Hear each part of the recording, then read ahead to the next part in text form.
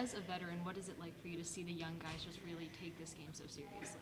Yeah, it's great for them to get an opportunity, and even as an older guy for me, I mean, playing an NHL game, whether it's preseason or not, is still a great blessing and gift for all of us. So we're really lucky, regardless of who's on the ice. So no matter who you are, I think it's always fun, and especially to put on the Flyers jersey makes it that much more special. So never a bad day in the NHL, that's for sure. With the last preseason game in the books, I guess how do you look back, not just at your camp, but at the team's camp as a whole? Yeah, I mean, I hope Torts and Danny are watching, because that's another power play point for me. So Mitchkov should probably watch his back, and I could take some of his time on the top unit. So I hope they were all watching for that, because I'm pushing for that spot. You've talked about it a lot, that this year is going to be one of those roles of being a veteran, not being in the lineup almost every night. Playing in a game like this with the guys that were out there that fight for what they're trying to get to, they fight for their time in the NHL, they try for the NHL.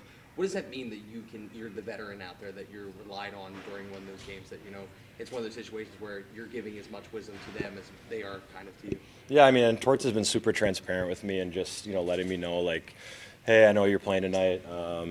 This is your role now. He's been really super awesome with me and respectful, and just letting me know, ahead of time when I'm playing or when I'm not, and just he's really been awesome to work with. And this is kind of a new role for me, being the extra guy, and I'm so open to doing it, happy to do it, and help the guys any way I can. And especially with a super young group tonight, it's nerve-wracking, right? I remember being a younger guy in a preseason game in an NHL building, and you kind of have some butterflies. So I was happy to help those guys any way I can. And, they're nice kids. They want to talk on the bench and pick your brain about stuff. So it's great for me. It keeps me young, and, I'm almost 37, and, like, our whole D-court tonight was average age, like 23 or something. So it makes me feel old, but also it's a lot of fun for me. As a defenseman, what's it like playing with two goalies that don't Speak English. English isn't their native language, and maybe they're not also used to being in the NHL and playing with the angles and the lights and the size of the rink and everything. Yeah, I mean, it's still super big adjustment for them, and I think they speak better English than they might let on, the goalies. I think Ivan speaks pretty good and understands, so that's helpful for us. But I couldn't imagine going across the continent and across a couple oceans and seas and playing in a different country and not knowing the language very well, the systems, the ice sheets. So you got to give those guys a lot of credit, and it can be scary for them, but a lot of kids grow up and dream of playing the NHL, and it's no different for them. So give them a lot of credit for coming over and working hard and doing the best they can, and it can't be easy. So lots of respect for them for what they do. With Alexi, do you have to maybe change some of the terminology or keep it a little bit more simple out there when you maybe talk to him about something? I think the easiest thing for working with goalies is, we have our set calls, and then we'll tell them, if you don't hear anything, just shoot it hard as you can. I think we get in trouble, or goalies get in trouble, and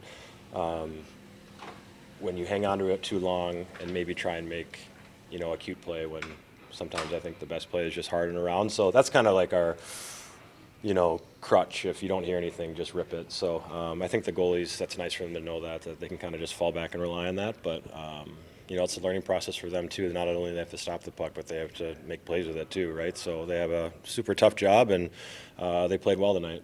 Emil Andre, you're talking about young defensemen. He had a really good camp. Does he remind you of anyone, and what do you like about his game?